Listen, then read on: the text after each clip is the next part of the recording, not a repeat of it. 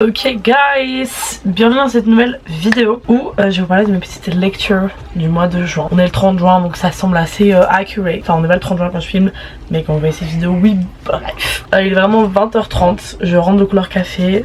Cette vidéo doit être sortie demain à 18h, je dois vraiment faire le montage juste après. Mais c'est pas grave, on a le temps, j'ai pas à me rusher. Oui j'ai pris un coup de soleil parce que je suis vraiment pas une personne intelligente, mais bon c'est la vie. Et on va y aller quoi.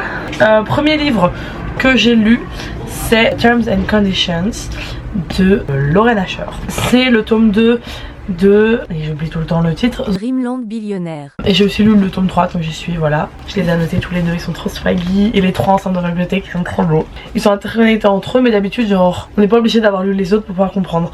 Là je trouve que si on n'a pas lu les autres, la saveur elle est moindre. Les autres progressions sont importantes. En plus ils sont dans l'ordre chronologique. Terms and Conditions c'est l'histoire de Declan, I don't know comment on prononce ça en anglais, et Iris, et c'est trop mes vies.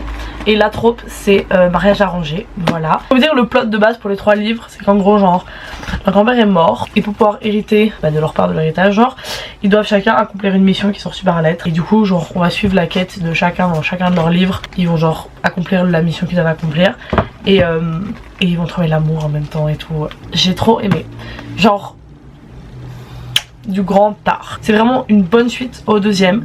C'est pas mon préféré des trois. Mon préféré des trois, je vous dirai après lequel c'est. Ça reste genre des romances comme on connaît et tout, mais je trouve que vraiment l'aspect genre développement des personnages et genre à quel point ils grandissent grâce à leurs relations et grâce à genre le défi que leur grand-père leur a donné est vraiment bien. Mais par rapport à ce point là, le meilleur ça reste quand même The Final Offer. Genre c'est pas pour rien que c'est un pavé les gars. Le développement des personnages, il est parfait, genre il est parfait, genre Cal, mais le développement de Cal, j'ai pleuré mes grands morts en lisant ce livre, d'accord. J'ai pleuré mes grands morts. Donc vraiment c'est, je pense que vous avez compris, c'est mon préféré des trois parce que leur romance elle est archi mignonne. En plus la trope Found Family, ce qui est vraiment une de mes tropes préférées de ma vie entière. Il y a aussi la trope Childhood Lover qui est aussi une de mes tropes préférées de ma vie entière. Donc au bout d'un moment faut s'arrêter. Et il y a aussi Friends to Lover qui est aussi une de mes tropes préférées de ma vie entière. Donc en fait j'étais obligée d'aimer ce livre. Genre c'était écrit dans les étoiles que ce livre était fait pour moi. Genre vraiment mais je l'ai adoré de la première à la dernière page. On peut se dire il a l'air un peu long tout ça, 530 pages, c'est un peu beaucoup. Non, c'est pas un peu beaucoup, c'est juste parfait. Juste ce qu'il me fallait, ce que je voulais. Ensuite j'ai lu le tome 1 des Hathaway. C'est un peu dans la même veine que les Bridgerton, sauf que là la romance, et d'ailleurs c'est ça qui m'a surpris un peu dans ce livre là, c'est que la romance c'est avec un Rom. Et du coup c'était pas du tout accepté dans la société de l'époque. Mais là c'est déjà une famille qui est un peu genre récluse et mise un peu sur le côté, où c'est un peu la merde, genre leurs parents ils sont morts, le frère il est en pleine débauche, enfin c'est pas la folie. Et du coup le premier tome c'est sur la sœur aînée qui se marie avec un Rom. Et du coup on apprend plein de trucs sur la culture Rom et des trucs que je savais pas du tout. Et en vrai j'ai trouvé ça genre, enfin c'est vraiment dans la même veine que les Bridgerton en termes d'écriture. C'est un peu une romance un peu simpliste, mais ça reste une romance justement qui est du coup hyper cool à lire, vous voyez, en mode détente. Même chose pour le tome 2, je parle des deux en même temps. En fait les deux tomes parlent des deux sœurs qui finissent par sortir avec des roms. Le deuxième il y a un peu un rebondissement à la fin en mode waouh.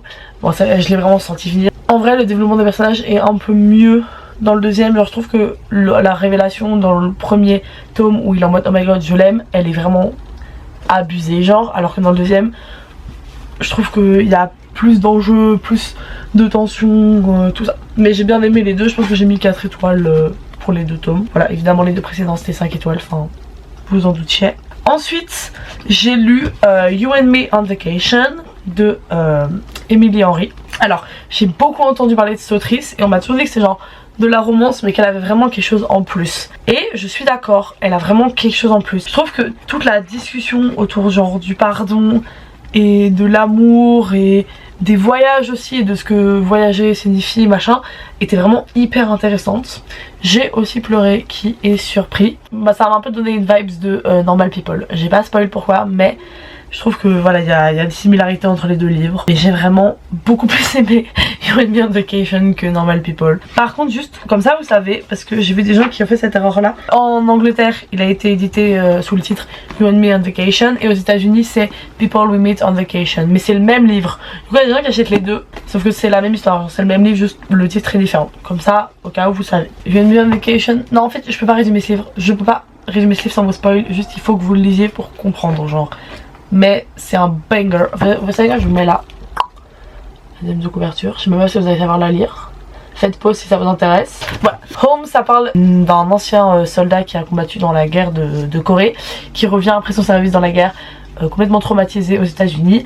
Il l'erre un peu et puis il doit retrouver sa sœur. On va un peu suivre son périple pour retrouver sa sœur. On passe par plusieurs étapes et on voit vraiment un homme torturé qui comprend pas sa place dans sa société, qui essaie un peu de comprendre où il en est. C'est 140 pages où il se passe tellement de trucs et il y a tellement de sujets qui sont abordés, tellement de réflexions. Je pense que c'est vraiment un livre où il faut vraiment arriver à rentrer dedans et le lire petit à petit pour vraiment attraper tout ce qu'il y a dedans.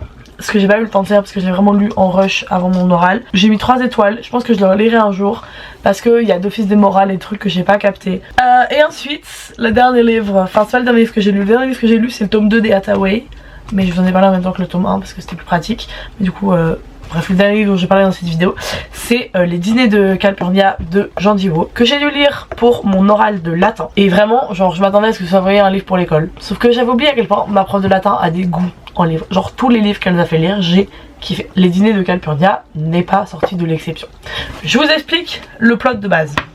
Pas du livre, de pourquoi j'ai lu ce livre. En gros, elle nous avait donné une liste de 15 livres, ok. Et littéralement genre une semaine et demie avant l'oral, je savais pas quel livre j'allais prendre. Genre j'étais vraiment en mode qu'est-ce que je vais lire, je ne sais pas. Et vraiment je me suis dit vas-y, Les Dîners de Calpurnia, j'ai un bon feeling.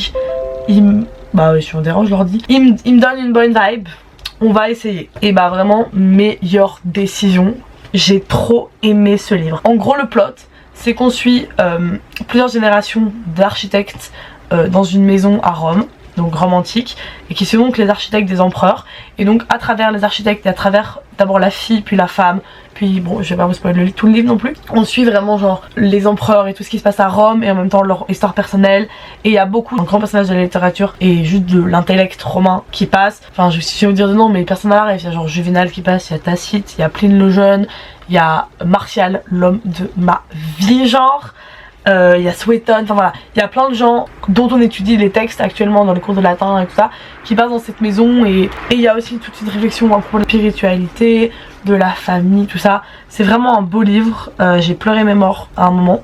Et en fait la fin je l'ai lu genre le matin dans mon lit juste avant l'examen, genre le jour même de l'examen. Et la fin m'a pas percuté plus que ça parce que j'étais à moitié réveillée. Et en fait en reparlant de la fin avec ma prof, ça m'a de nouveau émue. Parce que je trouve ça vraiment, enfin je vais pas vous spoiler mais c'est vraiment une fin que je trouve super belle et hyper touchante. Et j'ai vraiment beaucoup aimé ce livre. Genre il y a vraiment moyen que je le relise. Voilà, c'était mes petites lectures du mois de janvier. Je vais faire la miniature, vous commencez à avoir l'habitude.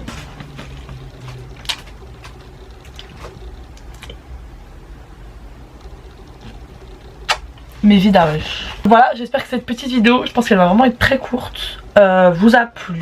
Moi j'ai vraiment, enfin comme d'hab, j'aime trop parler de mes lectures, tout ça. Et franchement, c'est quasiment, enfin c'est un sans faute ce mois de juin. Donc vraiment j'ai date ça, je suis trop forte. Je vous ferai pas mes lectures de juillet ni d'août toute seule. Je pense que je recouperai les deux parce que je vais lire beaucoup de livres cet été. Vous aurez pas d'autres vidéos en juillet de toute façon. Donc voilà, je pense que je vous ai assez donné 9 vidéos en 18 jours. Vous n'allez pas forcer non plus. Ici vous pouvez vous abonner à ma petite personne et là vous pouvez regarder une autre de mes vidéos. Et moi je vous dis à dans 2 jours. Bisous. J'ai Tyler en tête, ça surprend absolument personne.